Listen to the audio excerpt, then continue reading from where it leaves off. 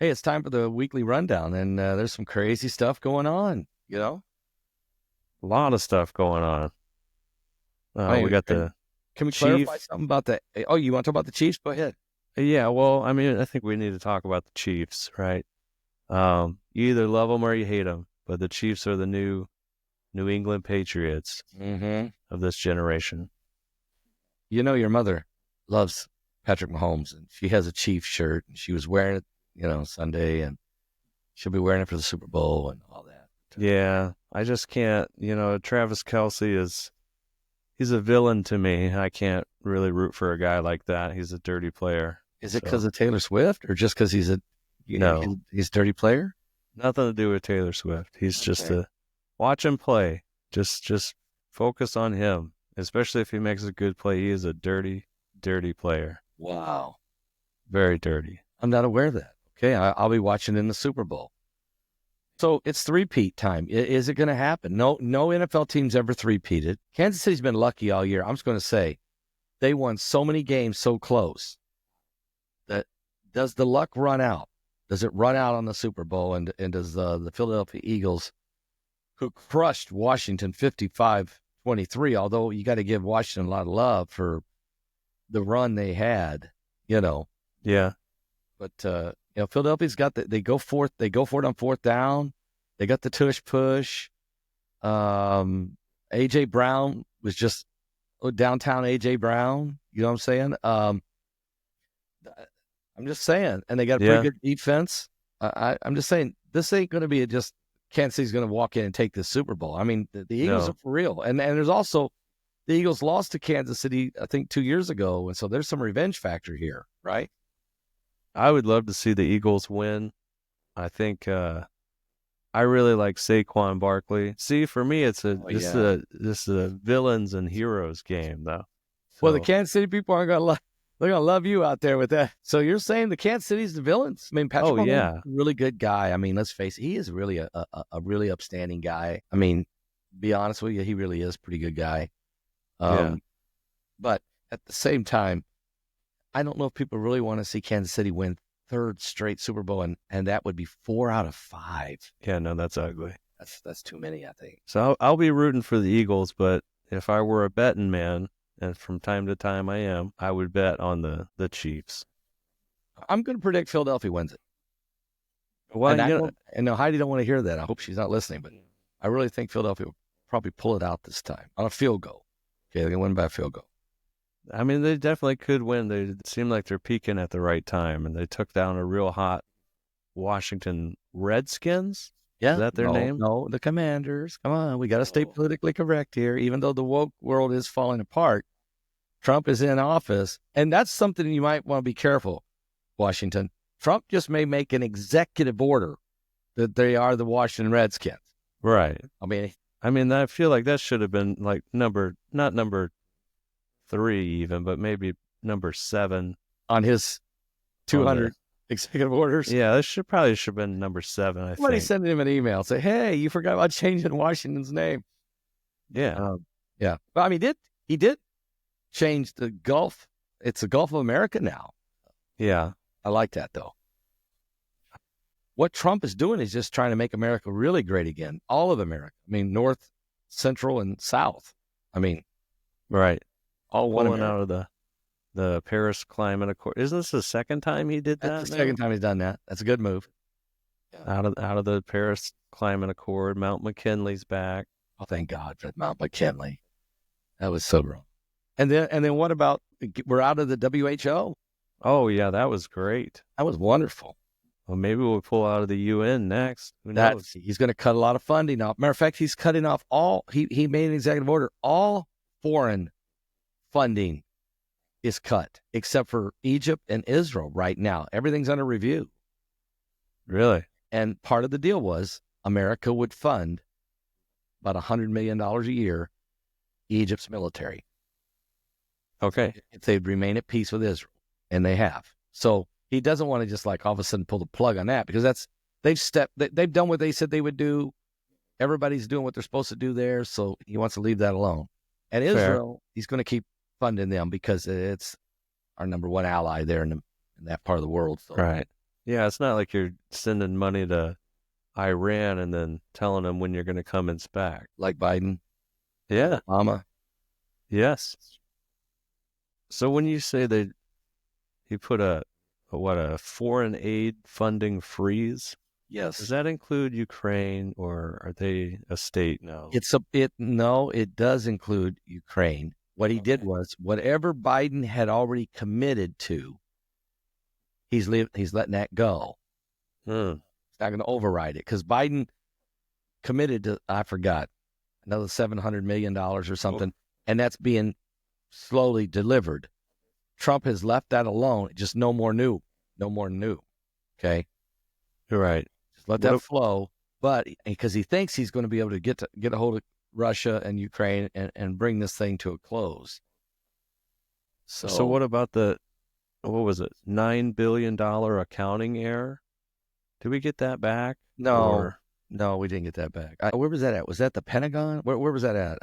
that was one of I don't know. I feel like there was maybe eight or 10 different times we sent funding to Ukraine. And one of the times they came out and said, hey, there was a $9 billion accounting error. Was that during the Biden administration? Oh, yeah, absolutely. I'm I don't know just, what's going to happen. That'll probably be forgot about. I mean, it's probably somebody should check Hunter's bank account or the Biden crime family or somebody. no, we can't. They're all Oh, they're pardoned now. immunity. So that $9 billion's gone. Yeah. Basically, yeah. But if you're a Los Angeles resident or Maui resident, here's $707, mm-hmm. right? That's it. Or North Carolina. I don't even know if they got that. I think they got 650. Oh, Yeah. yeah. And Maui got 707 and LA got 707. Right. I'm Oh, by curious. the way, you talk about money missing. There's $3 million missing in Gavin Newsom's campaign fund. Mm. We don't know where that went. Yep. It wasn't to buy water. I know that. Well, no, absolutely not.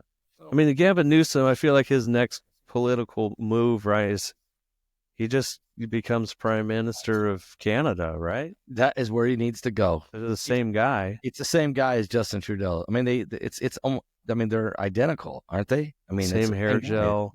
Yeah, gel's the same. The height, they're about the same tall. Age. They both graduated from the World Economic Forum School of Leadership. Yeah. I'm not a conspiracy guy, but isn't Trudeau Fidel Castro's son? I don't know. There's a lot on that right there. There's a lot on that. I mean, if you ever see a side by side of those two, they need to do a DNA. They do need it. You know that we did it. We did check our family tree with J.D. Vance, and I'm a fourth cousin by blood to J.D. Vance. You're fifth. You're a fifth cousin to J.D. Vance. yeah. His J.D. Vance's great grandmother and my great grandfather are brother and sister. Yeah, that makes J.D. Vance a fourth cousin to me. He's from Breathitt County. His mother went to the same high school. I mean, his mother went to the same high school as my mother, and both were born in Breathitt County, Kentucky. And he's a fourth cousin to me. So yeah. It's just hillbilly elegy. I'm gonna have to send him a letter and ask if I can shake his hand, and just say hi, cuz. Can we meet? Yeah. Just Well, I quick mean, meet. there's only how many people are in that county? Hazard County, right? Oh, it's in Breathitt Breathitt County. Oh, there's like 50,000 people in Breathitt County. It's still pretty rare. I mean, the odds of us being cousins is still pretty extraordinary, but they both grew up on the same two hollers over. I mean, my mom grew up in South Fork and his mother grew up over in Branch Creek or something. They're like 2 hollers away. Right. Everybody, one household had the sugar and the other one had the chickens. You got it. Yeah. Right. Somebody's got the eggs. Yeah. So what do you think about Trump's nominees? And this is the one thing I don't understand, and maybe it's for everybody. Did Biden's appointees get grilled like that in front of Congress, or do they just not show it on TV? No, they didn't get drilled like this. They did. Usually it would be like if I remember right, when Biden won the election, and even though it was very, very real, it was real. Yeah, it was really surreal. Let's use that word. Yeah. And then he chose his cabinet. There were a couple of his cabinet members that kind of took a beating from the Republicans, but only a couple, one or two. The rest of them, it was basically rubber stamped them, 75, 80 out of 100 senators. Half the Republicans said yes because the guy's the president, so let him have his team. A couple of them, they fought him, but nothing like what we're witnessing right now is unprecedented. Well, they did it with, Trump's first term too. They did it with who's the Chief Justice? Is the young guy? What's his name? Oh, you're talking about when the Supreme Court? Yeah, Brett Kavanaugh. Yeah, Brett Kavanaugh. That was brutal. They called this man a rapist. Everything. They brought 6 women forward that now have all 6 recanted what they said. They admitted that they lied. Anyway, you got Pete Hegseth. He got through barely. It took J.D. Vance to break the tie. He's Secretary of Defense. The other one that got through, there was another one. Oh, but right now, Kash Patel to be the director of FBI, Tulsi Gabbard to be the director of national intelligence, and RFK Jr. to be the HHS secretary of HHS. Yeah, those 3 are just getting crucified, right? Just like Hegseth did. So I'm hearing that Patel's going to make it. That RFK Jr. is right on the bubble, and there is a possibility, and I hope not, that Tulsi Gabbard might not make it because there's a couple Republicans that are saying, I don't know. I hope not. Well, the thing that they were doing with Tulsi was, first of all, I love Tulsi Gabbard. This is the only politician I've ever donated money to a fund. Yeah. For her, and then also RFK Jr. But Tulsi, they're trying to make her affirm one way or the other a very complicated question about Edward Snowden. Yeah, I know. They want her to say that he is a traitor. Right. But it's complicated. Well, it's very complicated because what he brought out was the truth. Right. The way he did it was illegal. Right. So is that a whistleblower? Because right. That's what whistleblowers do, is they tell the truth even though they're not supposed to. They're under a confidentiality. Is he a traitor and a criminal? Even though the information he brought forward was necessary. Right. So what do you do with that? And the only way he could come back is if Trump decided to pardon him. And it's just too big of a hot potato for Trump to deal with. Yeah. So he's just got to say, I got to just leave you there. Stay with Putin. I can't touch this, Yeah, and that's a great book. If you haven't read it before, Edward Snowden's Permanent Record. I haven't read it, but I've watched the couple of different documentaries on it. It's very fascinating. Yeah. I wouldn't recommend buying the book online because you'll have a permanent record after you do that. But it's a really good book though. Yeah. Oh, by the way, we don't forget that the drones, the aliens, this is a paranormal. So the drones in New Jersey were not aliens. We got a confirmation. That was not part of the disclosure. Yeah. It's not UAPs. The government, Biden would never tell us. His government would never tell us. Matter of fact, you had governors coming out demanding. You had congressmen saying there's a mothership out in the middle of the ocean, that they're coming from this mothership and it might be Iranian. And people were freaking out over aliens. And then they would never tell us. When Trump gets in and says, look, I'll tell you right now, it's the DOD. It was a sort of like a Jade Helm exercise. I think Biden's administration even came out and said that they're not our government. Yeah, they did say that. They lied. They flat out and said, that's not ours. We don't know who they are, but they're not ours. That's exactly what they said. Well, but they are ours. Right. And Trump says, I don't see what the big deal is. It was us. Well, that kind of goes back to, I was suspicious of that the whole time. I figured it probably was our government doing something like that. I didn't think it was China or Iran or Russia because we'd shoot the thing down, I think. But then again, Biden let that balloon, the Chinese balloon, just float over and, Yeah. So I don't know. That was, probably was some money handed off for that. Again, check the lab. Check the laptop. Check the laptop. Oh, well, the laptop's fake, right? No. Oh, yeah, I forgot. There was 51, 51 senators senior intel officers that signed off on it that it was real. Yeah. Oh, no, that it was fake. They signed that it was fake.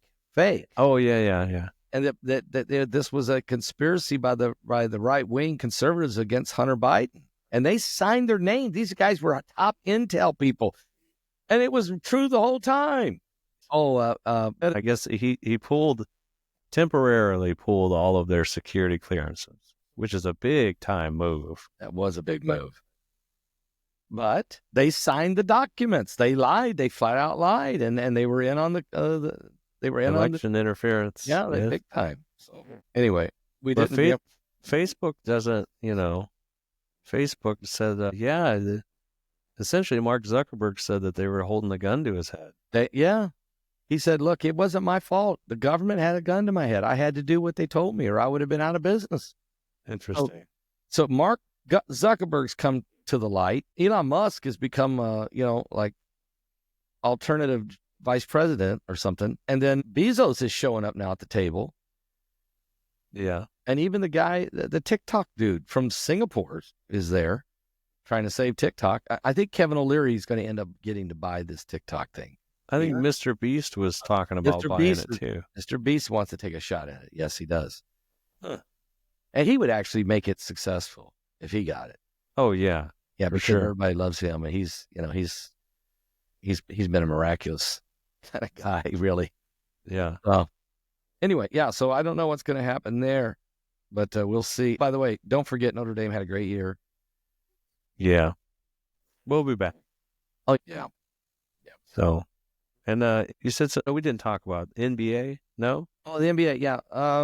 Is that a league? It is still a league. Matter of fact, it's still woke.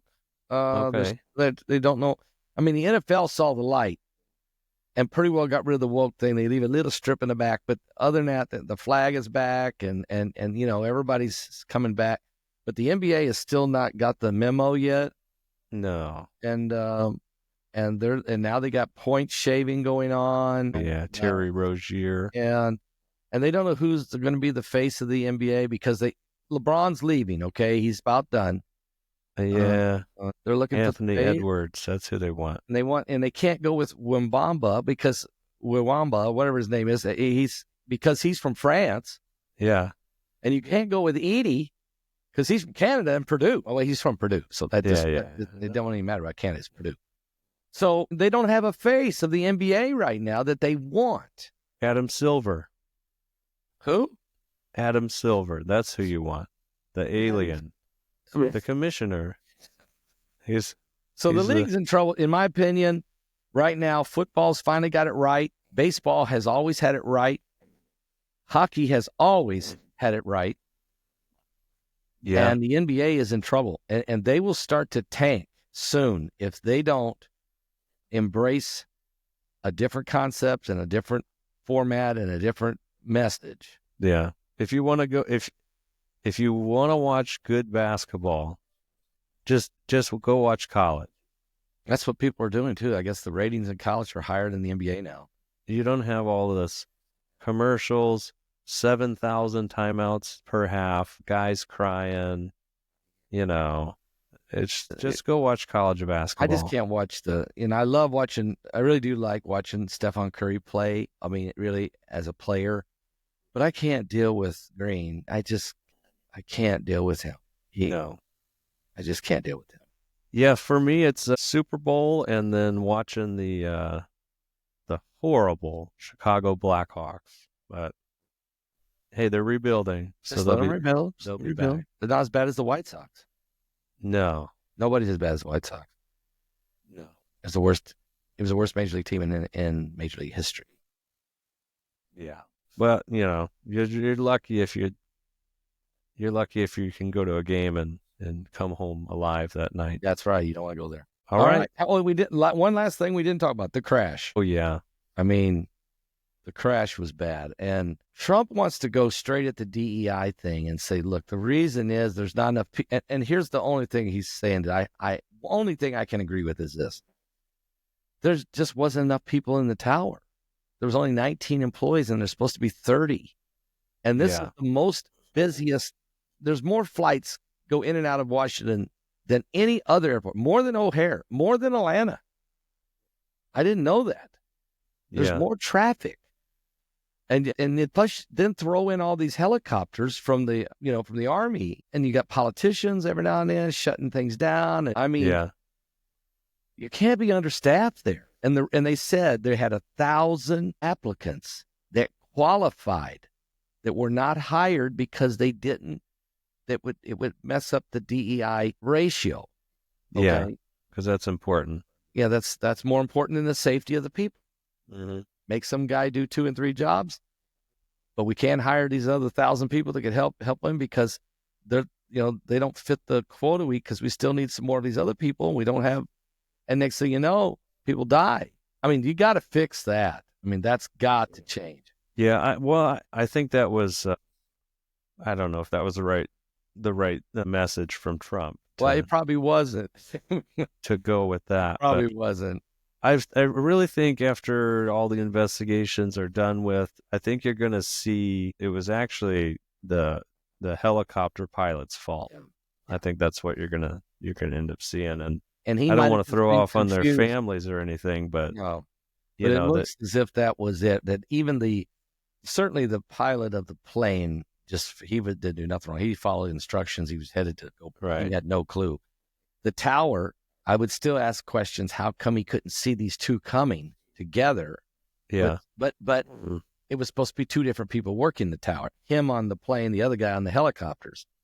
I guess that was the worst domestic crash in 20 years. Yeah. So, it's unfortunate. All right. Well, hey, we got a great guest. Tell us who's our guest today? Yeah, we had a great chat with Lieutenant Colonel Amit Grinfeld, all the way from Israel. Amit is an author. He's also a licensed tour guide in Israel. He's done at least a couple tour guides for Pastor Paul. He's got a Bachelor of Arts degree in History and International Relations from the Hebrew University of Jerusalem.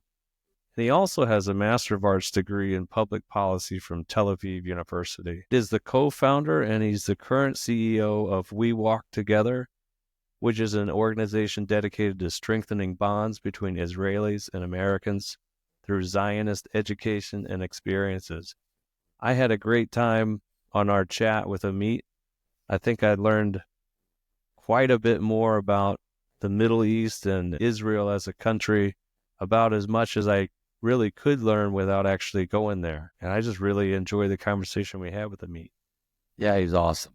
So, folks, you're really going to enjoy this.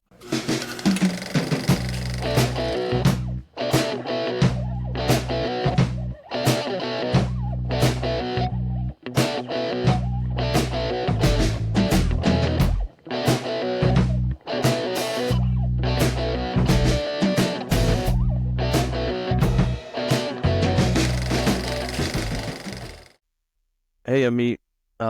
So what, you just got here from Israel, right? You said like 40 hours ago? Yes, sir. 40 hours ago. Oh. The flight was delayed and I made it in the very last second to my first event in Naples. That was quite an adventure. Wow. Yeah, but we made it. Okay, so you went straight from Jerusalem. Where's the airport? Tel Aviv. It's located in the outskirts of Tel Aviv, yeah. Okay, so you went straight from Tel Aviv to Naples, Italy. No, you're Naples. Naples, Florida. Okay, not even. No, it's more complicated. You have to fly 13 hours to land in Miami, and then the host sent a driver to pick me up because there was no other way I'll make it. And he brought me there at the very last second. Wow. That was quite a schlep, we call it in Hebrew. And he needed. Have you ever been to the Miami airport? Sorry, this is a really random question. I was once about a year ago. Yes. And is that the coldest place you've ever been on Earth?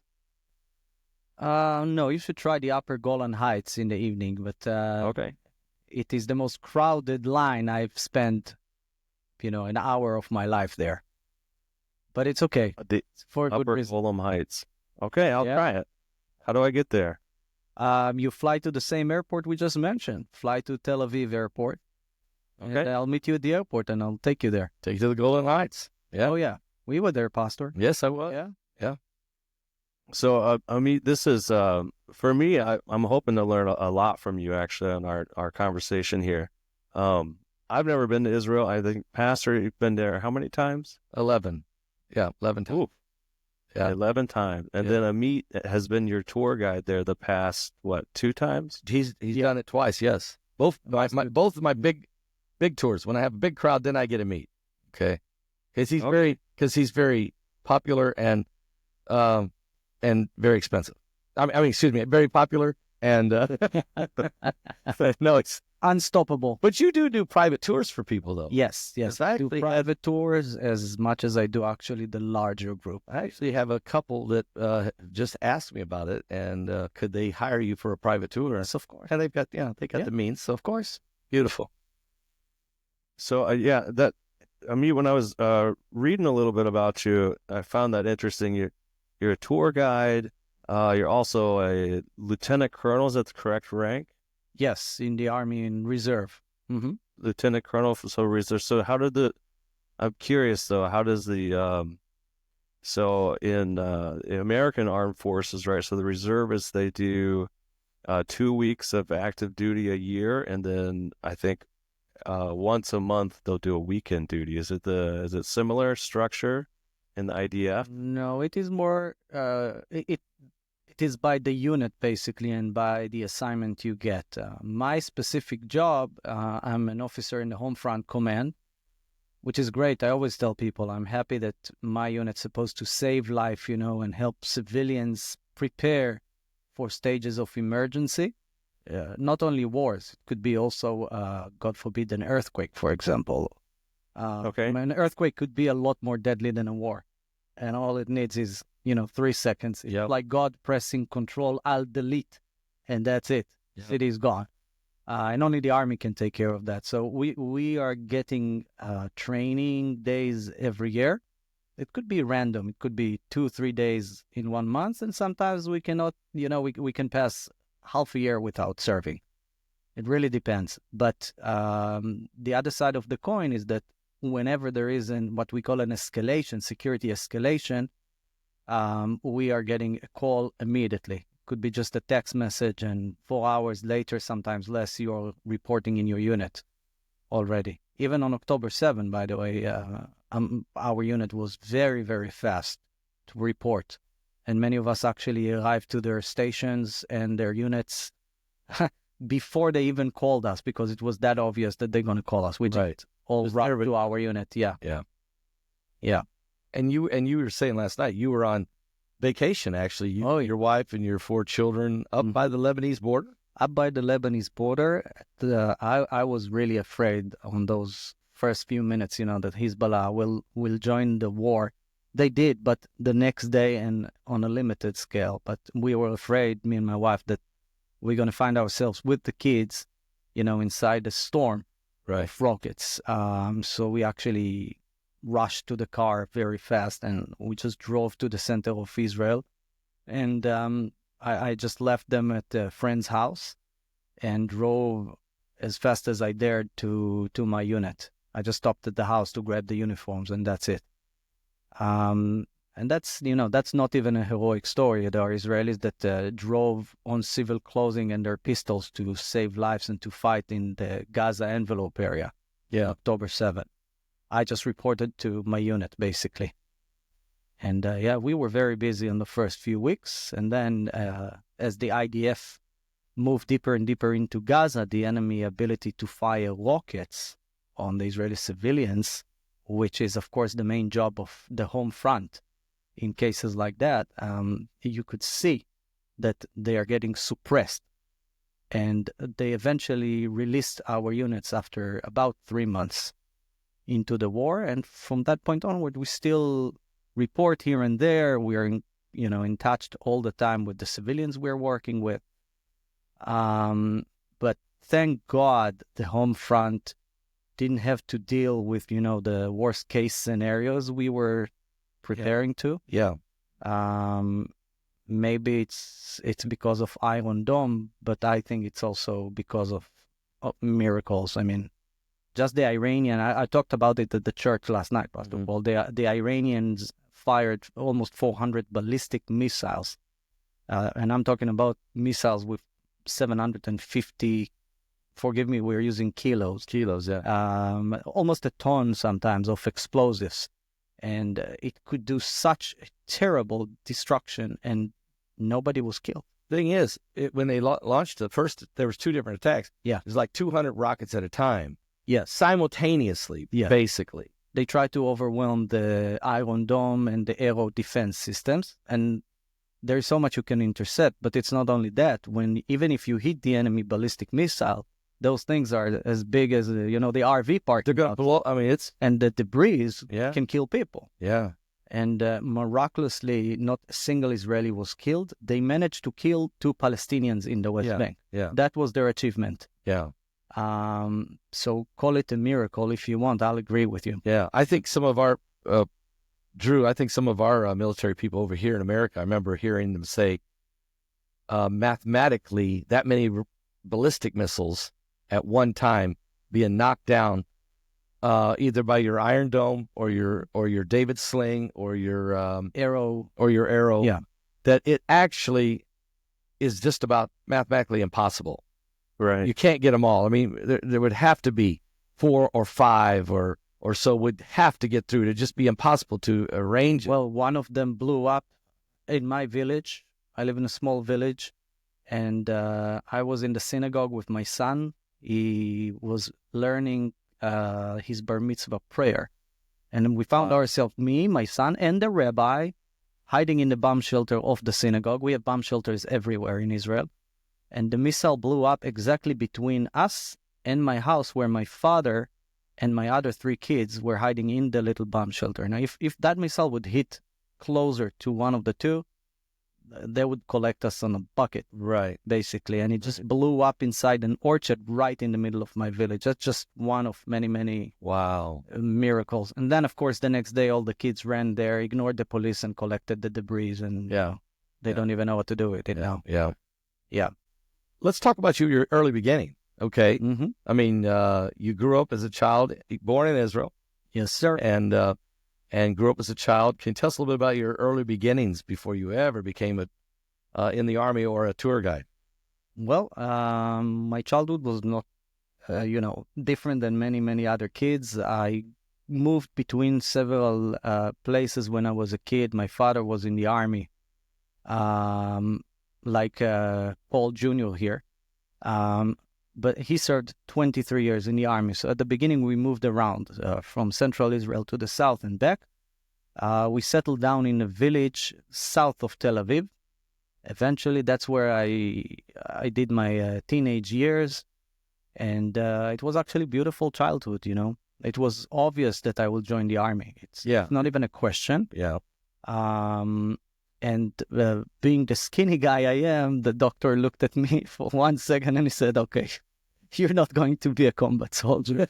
I was actually very sad, but I had relatively good grades and all that, so I volunteered to do a quick officer training course. Basically, within a year, I was a 2nd lieutenant already. And after I was released, 3 years later. Little less than 3 years later, I stayed in the Army as a reservist. We all do that, especially officers. And I think you can add about a year, probably almost a year and a half of reserve duty ever since. Mainly because of those escalations and wars that we have. But even during COVID, by the way, the Home Front Command was called to... Oh, really? Yeah, to help monitoring, to help... Basically, when you have such a big... chaotic disaster, only the Army can take care of it. Only the Army has the manpower and the discipline to do that. Which I think, don't you think, Paul, in America, a lot of times we don't utilize our Army or our National Guard like we could. We got FEMA, we got this one, we got that agency, and then half of them don't know where they're at. I mean, right. Yeah. I mean, not only, I think there's the U.S. government and the defense budget is so large, right, that it feels like a lot of people, even if they're a higher ranking commissioned officer, are essentially handcuffed to a lot of the red tape that goes on, right? They need somebody to tell them what to do. And it doesn't really matter how far up the rank structure you go. It always feels like somebody has somebody else telling them when they can do something and exactly how to do it, right? So, and not only that, but maybe it's just the sheer size of the thing that contributes to a lot of mismanagement, but also a lot of red tape, a lot of handcuffing. Yeah, more than we need. I think the new president, though, is trying to take all the handcuffs off, all the red tape. He wants to make America great again. But I know when I was in Israel, the first time he was the president, there was banners, there was billboards. Trump, make Israel great again. Yeah. Do they love Israel? Do they love Trump over there? Yes, most Israelis are really happy that he was reelected. Look, I can't tell you what his decision-making will look like in the future. Right. But I can tell you how it looked in the past. And in the past, he's a very pro-Israeli president.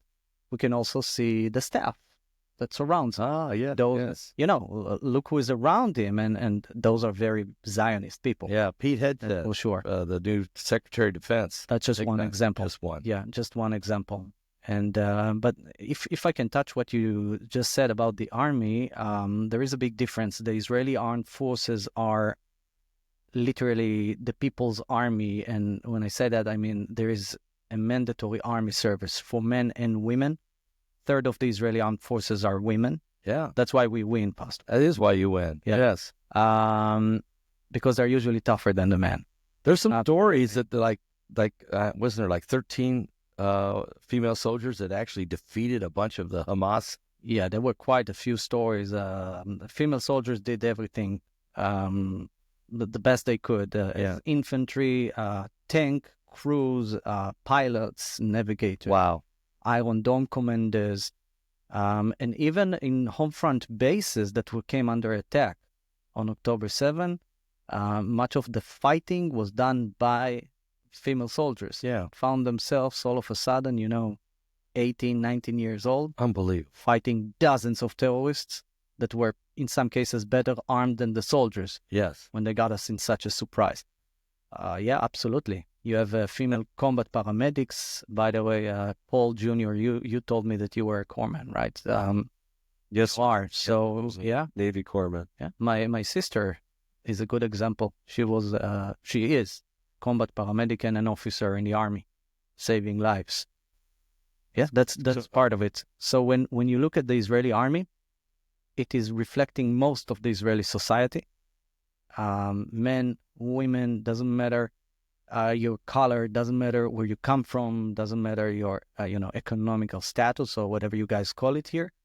You do your duty. It's basically, you turn 18, congratulations, get yourself to the army. It's your turn. Yeah. Your father did it, your grandmother did it, everyone do it. Yeah. Now it's your turn. Your turn. Yeah. And people do it with a very high motivation, actually. Yeah, it's great. It's amazing. Yep. Amit, I actually wanted to ask you about that. So, Israeli citizens, right, are required mandatory national service. And is that for, I believe it's 2 years. Am I correct about that? You are correct for women. For men, it's 3 years now. It's 3 years. Okay. 3 years, yes. And so the thing that I was curious, being a veteran myself, right, I've noticed a lot of things with my veteran friends as well that I've served with and still active duty service members that I still have relationships with now. Service members carry themselves a different way. That doesn't have to mean, that they've seen combat or, it's just, I really think there's a lot of value that goes into just basic training. For instance, my family and we lived in Japan for 3 years.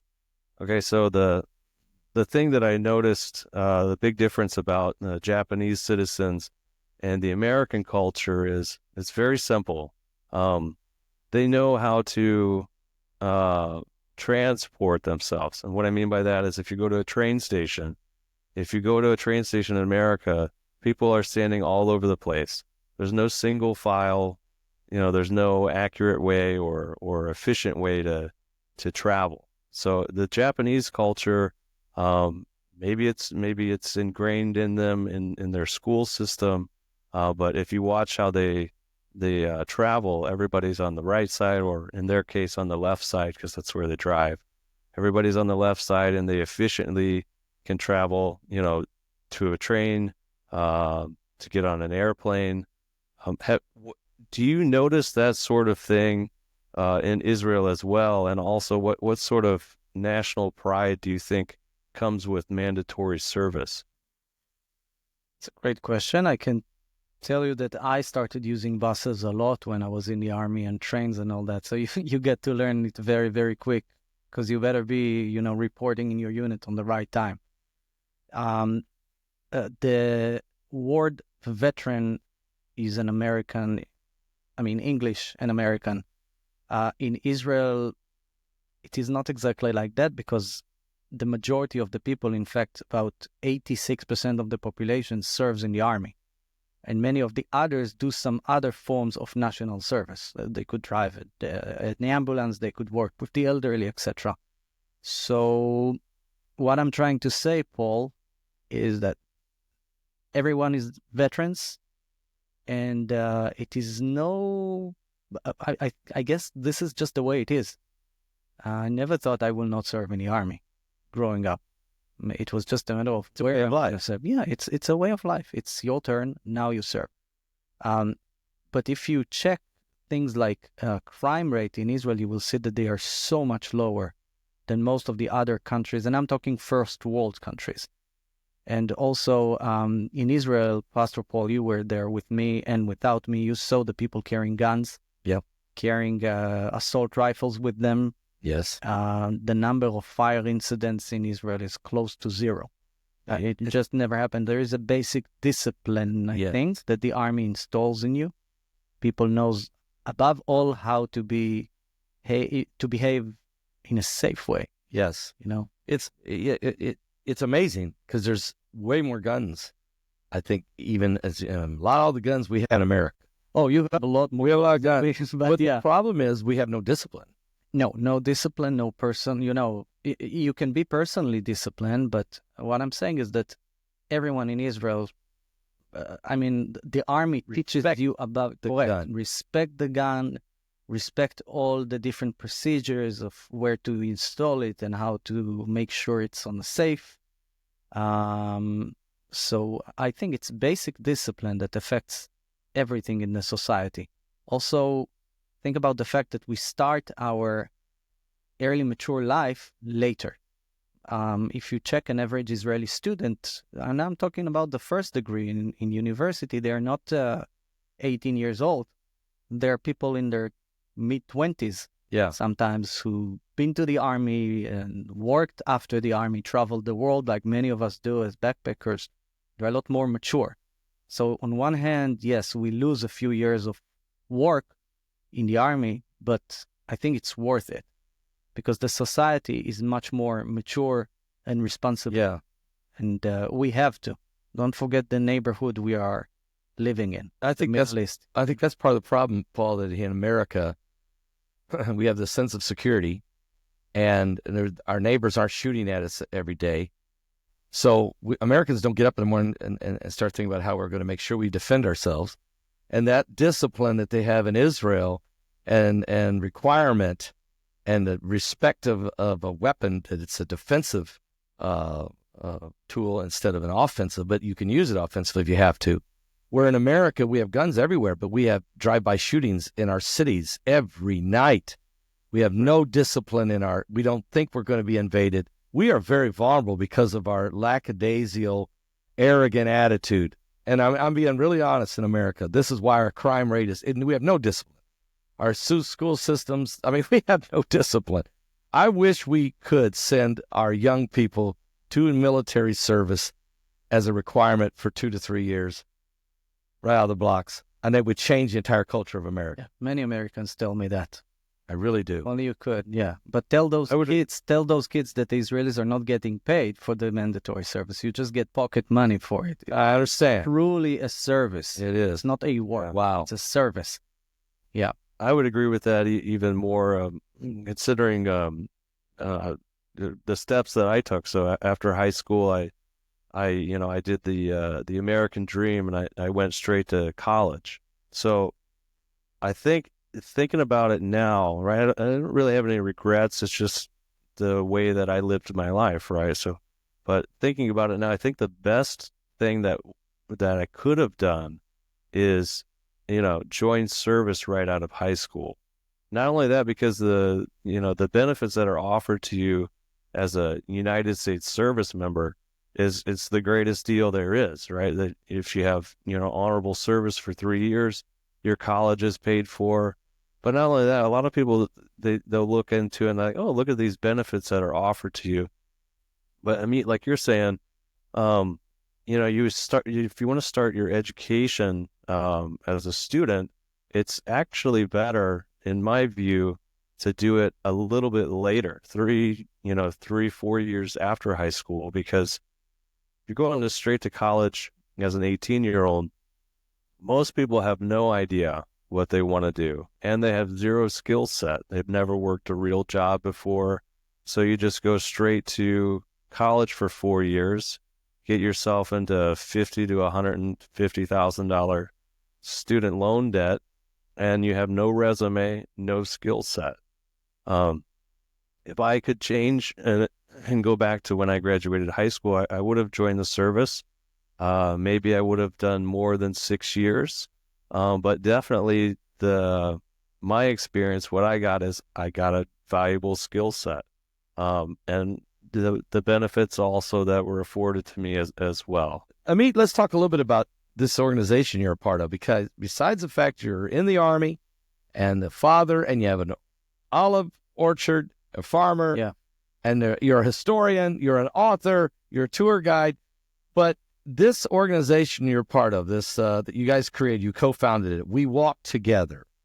Tell us a little bit about this and why. I mean, October 7th changed the world. Changed the world, absolutely. So tell us about this. We Walk Together. We Walk Together was born actually not because of October 7 alone, but because of October 8. And let me explain. On October 8, pro-Palestinian rallies started gathering in the world, in San Diego, for example, here, and other cities, and all over the world.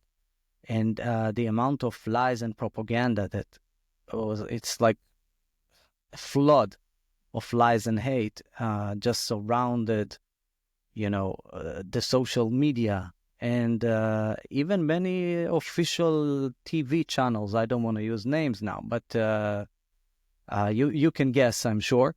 CNN. So, can I bring up CNN? All right, we won't do it.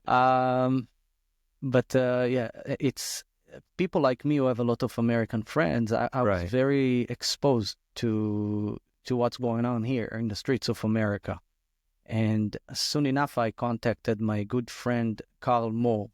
Yep. Carl Moore is a famous and important attorney in Washington, D.C., and his partner, Pastor A.C. Cordell of Detroit. They came to Israel with a few friends as early as December 2023, which means at the height of the war. They came. I had just a handful of days to be with them. I was in uniform the whole time. When we drove through the country, we saw the destruction of the kibbutz communities. We had to take shelter because rockets landed around us in the northern border and next to the Hezbollah front in Lebanon. And that powerful experience created this organization. So it's us together alongside with my Israeli partner, Nir Nitzan. And this organization that's what I'm doing actually right now. This is why I'm in Florida right now. We're doing lectures and social media, education, and pro-Israeli content all the time. And we're trying to chase the lies and prove them wrong. And it is actually not falling on, deaf ears. There are a lot of good people in America that started supporting us lately, and it's growing. Amen. It is growing. And, we need every help we can get, basically. I must say that as a Jew, I'm inspired by the Zionism and the love we get from you guys, from the Christians, from the churches, of course, from my Jewish brethren in America and elsewhere. But the Christians, I just respect deeply of this unconditional love that we get. And even now, I'm beginning to see that the Christians are coming back in mass droves to Israel. The war is not even officially over. Right. And as soon as the air companies are coming back, and thank God, Delta is coming back in early April, and I'm sure the other big companies will follow. It's across the corner. Yep. The support will flow back to Israel. I always tell people, coming to Israel is probably the most meaningful journey one can have, especially a believer. I guarantee it. Absolutely. Yeah, there's a lot of great places to go in the world. Paul, you've been to Peru. You lived in Japan. I don't know where else you've been. Belize, I don't know. Yeah. There's nothing like Israel. And because, especially you read the Bible and the Holy Land, and you read it, Old Testament and New Testament, and you find yourself going to Israel and going to the very places that you read in the Bible. Mm-hmm. And for you, I know you grew up there. It's where you're home. You don't know, I could feel like saying, well, I don't know what the big deal is, but it is a big deal. Mm-hmm. And even for you, it's a big deal. No, it is. And I can get inspiration by just, visiting the ancient ruins of Lachish, which is about 15 miles from my house. And I think I'm learning from my Christian friends a lot, of how you guys are getting excited over there. And then I'm telling myself, wow, I'm not just a tour guide in, a vacation island or something. I'm the speaker on behalf of the Bible itself. Yes. Basically. Well, the people that come with me, and I'm going to be bringing another tour of people again. When they come in, when you're our guide and you start explaining what happened in this area, whether it be a miracle or it's for some place that, the patriarchs of the Old Testament were, or maybe it was where Jesus was once. Could be the ruins of Magdala. Yeah. And when you start sharing, you're actually feeding into their spiritual life of absolutely. And it literally, people tell me this. It just different places means different things for different people. So. But the experience of the overall is incredible. It's absolutely. It fills you up with new meaning, I believe. Yeah. And people are getting true inspiration coming visiting Israel. That's for sure. So you're more than just a tour guide, okay? You're not in the Bahamas somewhere. You're not running around. You're in a holy place. It's a great privilege. Yes, it's a great privilege. And I also believe that following this war has been. It's still going on. I hope it will not escalate again. Probably not, because we pretty much devastated our enemies. Right. But following the wars, there's always a long period of, calm. Long in the Middle East could be 9 years, right? I mean, I don't know. Yeah. Like in the book of Judges. But I think now Israel will be safer, stronger. As usual, our enemies fail to understand that we are undefeatable. Yeah. And this is why they keep trying. They want to take it all. They don't want to compromise. But guess what? We are not going to compromise anymore with those people. And I think I'm just telling everyone who's listening that the defense of Israel and all the sacrifice of the wonderful soldiers who gave their lives for it will not be in vain, because the country will thrive.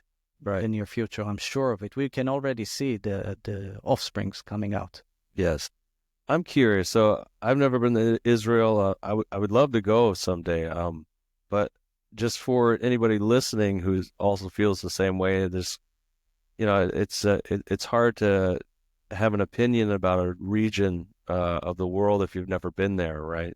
So from your experience growing up, living there, still, what does the culture and climate actually feel like in Israel? Is it something that you think you feel like you're always on the defense of a potential terrorism attack? But not only that, and I can re-ask this last part of the question as well, but Is there any sort of working relationships that you have with Muslim people that are positive within the Israeli state? If there is something that comes back when I'm guiding, when I'm teaching people about Israel, is time and again I'm telling them that it is so complicated. It's much more complicated than people think. If you come to Israel, road signs, for example, are in 3 languages: English, Hebrew, and Arabic. We have almost 2 million Arab-speaking citizens in Israel. That's 20% of the population. And guess what? Almost all of them living their life side by side with the Jews. It's not a melting pot, right? It's not, I don't know, New York. But people work together all the time. Okay, we work with Arabs in farming. We have Arab bus drivers. Maybe Pastor Paul, some of them served you in the past, I'm sure. I hire, when I come up without a tour, I hire a Arab cab driver for 5 straight years. Yeah, there you go. Been to his home and had lunch. There you go. Oh, They okay. have good food. Yeah, by the so way. yeah, they really do. The restaurants are the best ones in many places are owned by Arabs, actually. Yeah. So the answer for your question, Paul Jr., is yes, we have working relationships with the Arabs. Is the shadow of the war all above it? Yes, but it's not the first war, and unfortunately, I believe it's not the last one either. Those things comes and goes, but people need to live together. And most of the people just want to move on with their life, you know. About growing up in Israel, you asked if we always are on alert. Yes, especially on years like now. But most of the time, people in Israel are not looking behind their shoulders. I mean, remember, Pastor, we saw young girls hitchhiking, and the Americans on the bus were shocked. Yeah. Why why young girls are hitchhiking? And I told them, why not? It's safe. So no, actually, Israel is a safe country. Most of the time, the people in Israel are a lot closer to American people than you think. You know, it's a different language, yes, but you live your life. You send your kids to school. You work. You know, you have your daily fun, your daily problems, and it's actually much more normal than people think. Also, Jerusalem, if you go there, it's the most complicated city on earth, and yet most of the time it is a city, a living and breathing city with people, schools, kindergartens, you name it. It's all right there. So it is a unique country. We know we are a unique country. It is much more normal than you think, but the way people look at us from the outside is usually completely wrong. And it is part of this hate machine, this propaganda machine that is attacking Israel. I believe it's attacking America too, by states like Iran, like Russia, like Qatar, who are doing whatever they can to poison the minds of people on Israel. So I think the question you asked me, Paul, you're not unique here. A lot of people are asking, are you guys living normal lives? Well, yes, Right. we are. We are a lot more simple and normal than people think. But on the outside, the media makes us look like, you know, something that we are not, actually. We are just trying to live our lives. We're just trying to be left alone, you know, so we can work, pray, raise our kids. And here's my message, okay? Israel is actually a normal place, but it's a very unnormal world around it, in a way.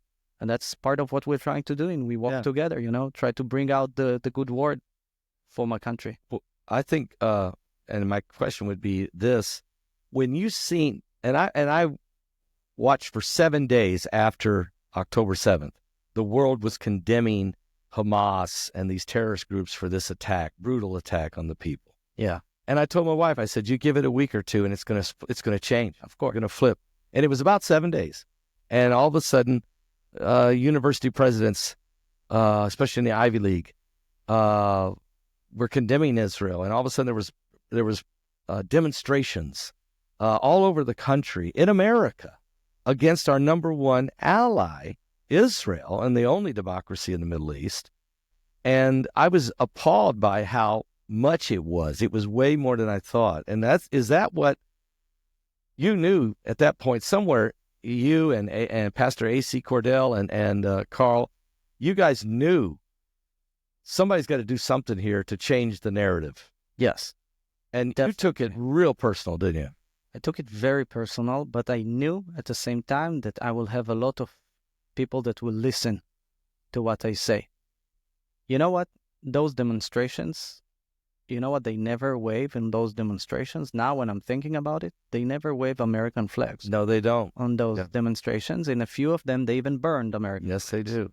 So they're not just anti-Israel, they're anti-American. No, they are anti-American, okay? America was built on values that makes America a great ally of Israel naturally, by the very nature of this land. And this is why our enemies, that are mutual enemies, are trying to change that DNA. And how do you do it? You try to go for the young ones, and you're trying to affect the future leaders. And if you follow the money, and it was all over the news, we are posting about it all the time, you will see that countries like Qatar, you know, Al Jazeera, one of the biggest supporters of Hamas and other terrorist organizations, they're paying billions, not millions, billions of dollars as gifts to those universities. Okay, and those professors that you mentioned, Pastor Paul, who failed to condemn an open call killing Jews, eventually, thank God, they were fired. Some of them, by the way, are still getting money. Still getting paid, yeah. A lot of money. Yeah. But they failed to condemn because, you know, the boss was basically Qatar at this point. There are ways to stop it. It's actually easier than you think. And if America will fail to do that, America will sooner or later look like parts of Europe. Yeah. I'm thinking about specific cities now in Europe. And this is part of what we're trying to do. And it is actually not such a hard job as long as you have friends and allies. And many of those allies are you guys, Christians, of course. Yeah, I think so. And I haven't been to I haven't been to Paris. I have been to London.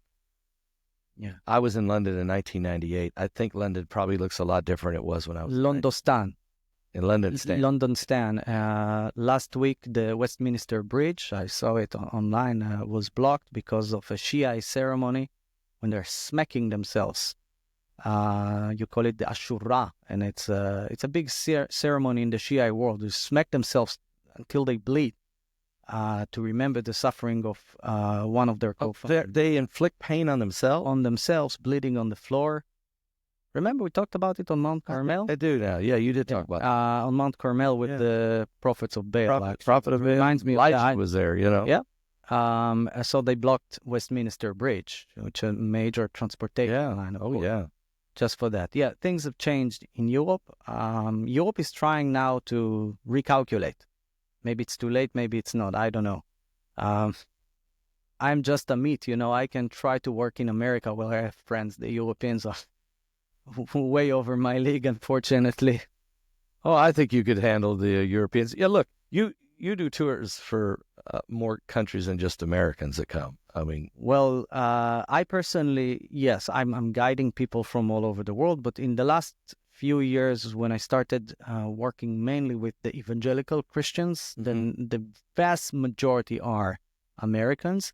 But I have others. I had Australians. I had British. I had Norwegians. Yes, I had people from other places. When I do the private tours, they could come from every corner of the world, basically. There are even, by the way, Christians in countries that you don't think of them as a Christian home, but China, for example. And they're coming. There are a lot of Christians in Iran. Yeah, where they're living undercover. Yeah, but they're growing very fast in numbers. Many people are becoming Christians in Iran. The harder the evil regime in Iran is hitting them, the more people convert. Yeah, it's like what happened in ancient Rome. Okay, when they tormented the Christians until Christianity took over. Yeah, basically. I hope it will be in our lifetime. You know, Iran needs some reduction. I do too. Yeah. Amit, I'm curious. So, as a historian, right, and it's also just kind of a big part of the mission of the organization We Walk Together. Why do you think all of the slander and propaganda and bad press is geared towards Israel? First of all, there is the classical anti-Semitism, which was always there. But allow me to relate it to America. You cannot separate the hate to Israel and the hatred of America. Okay. They're basically, this is why we're called We Walk Together. We're together here in this. If you follow the money behind some of the worst demonstrations, you will see the enemies of Israel and the enemies of America. They are the same. Okay? It could be Russia, it could be Iran, it could be, you can call Russia. North Korea. North Korea actually is now helping Russia in Ukraine, but North Korean weapons killed some of my people on October 7th. How did they get there? Yeah. It's the same axis of evil, basically. It's not a cliche, not even mentioning Iran, that, by the way, attacked dozens of American bases in the Middle East in the last few years without any retaliation to really speak of. Okay, now, by the way, I think they are recalculating cautiously of their next steps. We have a different sheriff in town. You have a different sheriff in town, and the proof is on him. You know what I mean? He just started. I know. We're going to have to look We'll see. forward. Yes. See. He's what, one week? He's got 1 week. Yeah. Okay. So let's meet here in 4 years and we can... Okay, that's fair. That's fair. We can see where it goes. Okay. But definitely my message is that we are together in this. And I think by telling the truth about Israel, will remind the Americans a lot of lost values. And I'm quoting now Carl, my friend, who actually is behind We Walk Together as much as any of us, if not more. He used to tell me time and again, America forgot how great it is. Yes. He used to say how we need to understand how great we are, and you are great. It's a great nation. And maybe this is the message, actually, that you can face hatred by knowledge. You can face hatred by love, by mutual friends, and but always look at evil in the eye. Don't blink. That's very important. And you don't sit quietly when there is so much poison out there in the streets. That's my message. You need to speak up. Wow. I was thinking about what are some of the, going forward, the war is going to end, as you say, soon. It's going to. Looks like it. Yeah. It's the Middle East, Pastor Paul. You never know. I know. It looks like it is about to end. Yes, you can see that it's slowing down. Let's ask a question. So the Abraham Accords is something that Jimmy Carter started really with the peace deal with Egypt, which has worked, by the way. That relationships were pretty good. Although that corridor, I wonder how that stuff gets through the Philadelphia corridor, but that's another. Yeah. And then, of course, it was Bill Clinton that was able to convince the Jordanians to be at peace with Israel. Correct. And then President Trump was able to bring in about 4 or 5 more nations here recently. Morocco and Bahrain and the UAE. And yeah, pretty good. I mean, it's an amazing accomplishment. And he wants to expand that, including Saudi Arabia. Oh my God, that'll be... Do you see it happening? Can it happen in this? Yes, it can happen. It is well in our reach. I think they need us even more than we need them. And it's an opportunity to create a very strong alliance in the Middle East, stopping expansionist countries like Iran. I hope I'm wrong, but it looks like Turkey is heading that way. Yeah, I know. A member of NATO, right? Yep. I don't understand that one. It is around the corner, but Israel will have to make some tough decisions on the way, because the Saudis will not just sign, normalization with Israel without some kind of, gesture toward the Palestinians, which is very complicated, especially after October 7th. Yeah. And where are we now after what happened? We'll have to wait and see. Those are times of changes.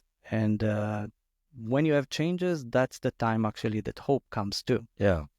If there'll be normalization, as we call it, with Saudi Arabia, that will open the way to other Arab countries. Mm-hmm. Some of them we already have relations just, under the table. I'm thinking about Oman, for example. Maybe with the more legitimate parts of Yemen, believe it or not. I'm not talking about the Houthis. I'm talking about the other guys. Maybe. Maybe. What about like Bahrain? Bahrain is already with peace, in peace agreement with Israel, part of the Abraham Accords. United Arab Emirates? They are actually even friendly, and the trade and tourism is moving both ways. Yeah. And one of the only air companies that kept flying to Israel during the entire war was actually the Emirates. Yeah. Believe it or not. They're not afraid of anything, those guys. Yeah. And it's just showing you the example of the United Arab Emirates is beautiful example of how peace with the Arab states could, benefit everyone. So is Saudi Arabia the key? I mean, are they the cornerstone? Oh, yeah, definitely. Then the rest of them will jump in. It is the most important Arab state, except Egypt, of course, which is already in peace. But the peace with Egypt is ice cold peace. There is no love there. There is very little trade and tourism. As you said earlier, I mean, Egypt is an important neighbor, and we're keeping cautious relations with them. Saudi Arabia is, first of all, very large, very rich, very open-minded for technologies that we can afford to provide them, like water, for example, water treatment. And maybe, you just connect the Saudi oil wells to Israel, which is physically very close to them, and you can change the whole Israeli market. Our fuel is incredibly expensive. So if we could run some pipes of oil from Saudi Arabia into Israel, and if Israel could run some water pipes or help teach them the technology, it could change both countries tremendously. Absolutely, and it can create a new. Yeah, of course. And they have a common enemy, Iran. Absolutely. Unfortunately. Absolutely. Iran is the major threat on the Middle East when it comes to instability. You will find their agents everywhere, creating chaos everywhere. I wanted to go back to your organization, We Walk Together. Are you going somewhere else in the U.S. while you're still here? Actually, my first question. Yes, all the time. This is actually only my third day in America. This is a short tour. I'm here for 2 weeks this time, but I was here since the beginning of the war 4 other times, about 3 weeks at the time. Yes, Pastor Paul, that means leaving my wife with the 4 kids, and she is also a military psychologist, so she's working over and beyond, and she's a therapist and all that. So at this point, I just want to say that my wife is awesome. Yeah, I guess she's taking care of the home front, the kids, and work. Yeah, absolutely. And I'm going afterward to Tampa area. I have 2 different events over there, and then St. Louis, and then Washington, D.C., and Lancaster County in Pennsylvania. So I'll be busy. I'm moving around a lot. Most of my events, by the way, and this tour will be with Christians. Yeah. Actually, only my first one was a very Jewish event in Naples. That's good. Well, that's what the We Walking Together is about. I mean, absolutely. We're a friend of Israel for sure. But where can people go to find your? Can they go to a website? Can they? Is there an email? What do we do? Yes, there is the website is the best way to contact us. It's just www.world.com. Or you can find us online. We Walk Together. Just type it with no space. wewalktogether.il. The IL is the Israel. Yes. So people can follow us on social media. We are doing all of our activities. 100% of our activities are subsidized by generosity of people, of simple people who give a few dollars. And this is how I'm allowing myself to fly to America, and I'm sending other friends from time to time to do the lectures also. Beside me, and Nir is doing it as well. So they can contribute at your website. Yes. They can give right there. They can give on the website, and every few dollars can actually help us. Here is just one example.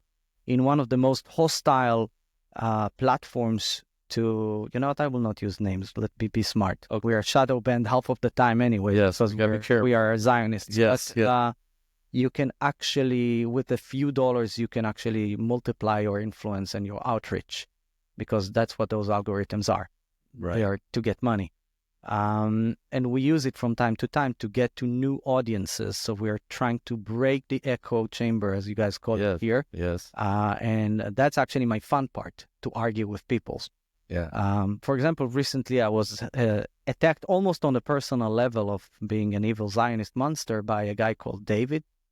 And I told him, wow, David, that's a beautiful Jewish name you have. King David. Okay. And he could not answer that, obviously. Those are actually my favorite parts, because you see, those who hate Israel, those who hate America, actually, it's easy to prove them wrong. Right. Actually. Right. Just a little bit of knowledge and self-confidence. You can prove people wrong. And even if I cannot, influence a guy who is running with a kafia all day screaming Free Palestine, okay, or Palestine should become an independent state again. Forget the fact that it was never a state. Okay? Right. Maybe those guys are, maybe only God can save them. But while arguing, while doing this outreach, we can actually convince many other people to start doing, this thing called fact check before they put their opinions out there. And it's working. Yeah. It is working. You can see the changes, actually, especially in America, but also in Europe. Wow. I also wanted to add, I did find, I forgot the name of the title of your book, but I did find it on Amazon, correct? Yes. Or do you have... I have 3 books, and you can find them under my name on Amazon. It's under Amit Grinfeld, Grinfeld. Amit Grinfeld. And then also, Amit, do you have somewhere that anybody that was curious about taking a trip to Israel and they'd like to use you as a tour guide, is that service available, and where could we find out? Absolutely. You can reach me through the website of We Walk Together. There is, you can send me an email and I'll answer. And the name of your book, it's on Amazon? Yes, all 3 of them. Especially, I recommend actually my children's book, One Stone from Jerusalem, or One Jerusalem Stone. And I really like that book, because sometimes when you educate the children, you can educate the whole family. And it's a story told by, from a point of view of a stone that just changed so many times between different buildings, and the stones of Jerusalem saw it all. Right? We humans, we people come and go. The streets there are. People keep asking me, Pastor Paul, how old are those streets? I don't know. They've been here since anyone can remember. Right. The upper parts might be only 400 years old, but go down, and it can take you all the way down to the Bronze Age. So this is how I was inspired to write that book. And it's one of my favorite creations, actually. I'm working also on a book of... it will be more like a photo album with a lot of explanations and information about the October 7.